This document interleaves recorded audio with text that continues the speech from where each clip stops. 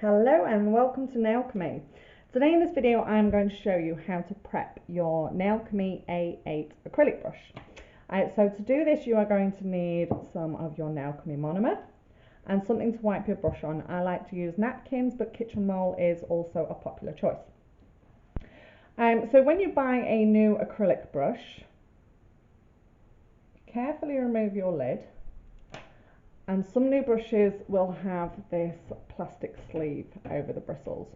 Once you remove that, I like to discard it. I don't like to pop mine back on. It can be very, very tricky getting it back on without disturbing your bristles and potentially bending and breaking them. So once you've got that off, get rid. Now you'll notice that once you open your brush, the bristles are quite stiff. So they're all placed perfectly together and they're all held in place with starch. The idea of the starch is it just keeps the brush all in shape while it's waiting to be prepped. So depending on which brush you're using, some brushes will have a very, very small amount of starch in them. Other brushes have a lot of starch in them, and it's very, very important that we remove all of the starch before actually using our brush, otherwise you could ruin it. I've seen too many people just go straight in with their monomer and trying to break that starch out, and it will just clog your brush up, and yeah, you'll pretty much ruin it. So what we need to do while the brush is still dry, very, very carefully, just start to bend and separate these bristles apart. Now you may be able to see that, you may not, it's very, very fine. I'm not sure if you can see all those little bits of white starch in there, all breaking up. So what we need to do is just flick through these bristles, and it's a very, very, very fine starch dust that comes out of these bristles. But it's so important that we get all of them out. And you're just going to keep flicking your bristles like this until all of that starch is out. Every now and then I'll just run my nails through here so you can see. There's that big bit there, look.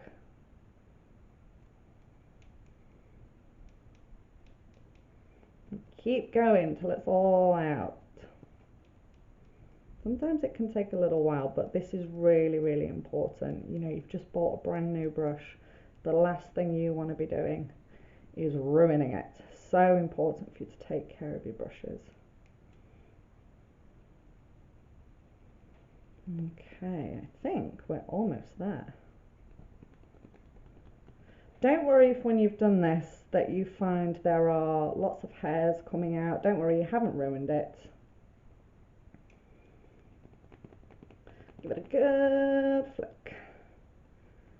There we go. I think we are all out. Right, so at this stage,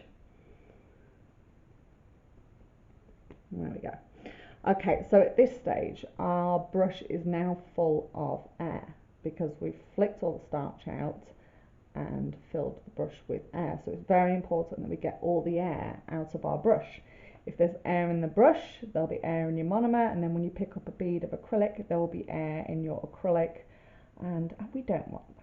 We don't want that. So make sure you've got nice clean monomer, and all we're going to do is we're going to place our brush into the monomer and kind of squash it on the bottom of the dappen dish, and this is called burping the brush.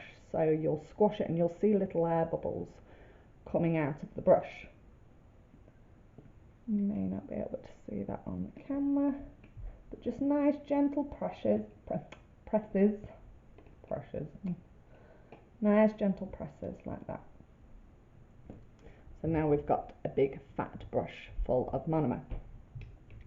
So when it comes to storing your brush and getting the lid back on, once you're certain that you've got all of those air bubbles out of your brush, I like to keep monomer in my brush when I'm storing it. That way, after you've been using it with your acrylic, if you have got the smallest amount of residual acrylic left in your brush, by keeping the bristles moist with your monomer, it's going to stop that acrylic from setting and going rock hard and ruining your brush. It will just leave it like a chewing gum consistency, which is much easier to remove. By keeping monomer in your brush as well, it will also keep your brush in shape, all the bristles, and it makes it so much easier to get the lid on as well. So all I do with mine is I'm going to wipe off on the side of my dapping dish any excess monomer. But while I'm doing this, I'm going to turn my brush, keep wiping, keep turning, and tease those bristles back into the point that it first came in.